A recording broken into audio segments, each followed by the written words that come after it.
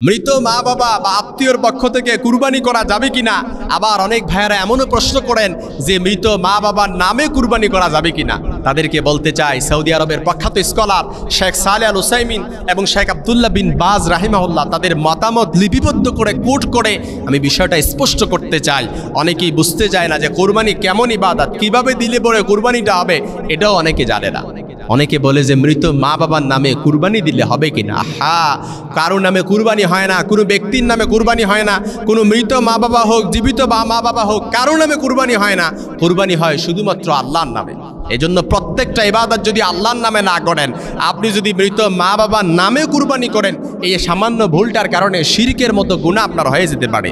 আর এই শিরকের নোংরামি আর জীবাণু যদি আপনার কুরবানির মধ্যে থাকে, অনায়াসে বলা যেতে পারে যে কুরবানিটা অ্যাকসেপ্টেড হবে না, কবুল হবে না।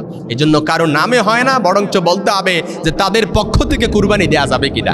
এই বিষয়টা স্পষ্ট করার জন্য আমি যখন বিষয়টা দেখলাম যে সৌদি আরবের প্রখ্যাত স্কলার শেখ সালেহ আল উসাইমিন রাহিমাহুল্লাহ এবং শেখ আব্দুল্লাহ বিন বাজ রাহিমাহুল্লাহ তারা খুব সুন্দর লিপিবদ্ধ করেছেন, তারা কোট করেছেন। শেখ আব্দুল্লাহ বিন বাজ রাহিমাহুল্লাহ উনি বলেছেন, এবং হাদিসের মধ্যে আম্মা জান আয়েশা সিদ্দিকা রাদিয়াল্লাহু তাআলা আনহার স্পষ্ট হাদিস, আমি হাদিসটাকে কোট করতে চাই, লিপিবদ্ধ করে আপনাদের কাছে বলতে চাই। আম্মা জান আয়েশা সিদ্দিকা রাদিয়াল্লাহু তাআলা আনহা বলেন, রাসূলুল্লাহর কাছে একজন এসে বলল, হে আল্লাহর রাসূল, ব্যক্তিটা মহিলা ছিল, মহিলা এসে বলল, ইয়া রাসূলুল্লাহ, আমার মা মারা গেছেন, আমি যদি তার পক্ষ থেকে সাদাকা করি তাহলে কি আমার সাদাকাটা আল্লাহ তাআলার কাছে কবুল হবে কিনা, অর্থাৎ এর কারণে ওই ব্যক্তি অর্থাৎ আমার মা উপকৃত হবে কিনা।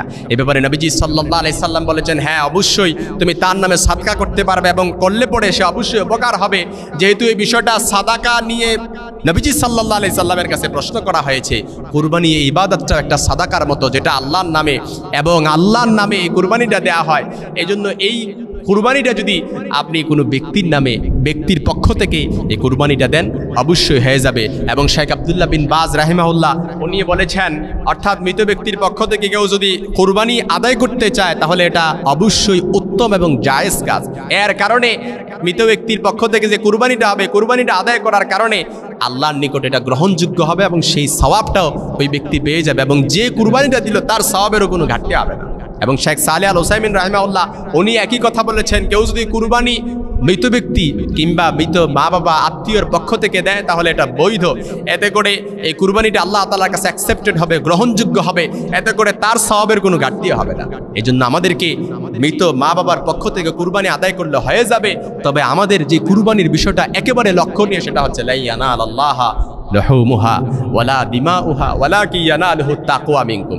আল্লাহর পক্ষ থেকে রক্ত, গোশত কোনো কিছু এগুলো আল্লাহর কাছে পৌঁছাটা, একজন ব্যক্তি যখন কুরবানি দেয় তখন এই কুরবানিটা দেওয়ার সাথে সাথে আল্লাহ তাআলার কাছে এটা অ্যাকসেপ্টেড হয়ে যায়, কবুল হয়ে যায়। গোশত কি করছেন না করছেন, কিভাবে খেয়েছেন, সেটা হচ্ছে পরের মাসালা। এই জন্য আমাদেরকে ওয়ালাকিন ইয়ানালুহু তাকওয়া মিনকুম, আমাদের অন্তরের খুলুসিয়াতটা এটা পরিশুদ্ধ হতে হবে, শুদ্ধ হতে হবে। অন্তরের নিয়তটা যদি আমাদের শুদ্ধ না থাকে, কত দামে গরু কিনতে হবে, কত দামি গরু কিনতে হবে, কত বড় গরু কিনতে হবে, কি গরু কিনতে হবে, গোশত এই গরুর গোশত খেতে পারি না, ওই গরুর গোশত খেতে পারি না, এই প্রাণীর গোশত খেতে পারি না, এগুলো যদি দেখেন তাহলে আপনার কুরবানিটা কবুল হবে না, যেটা অনায়াসেই বলা যায়।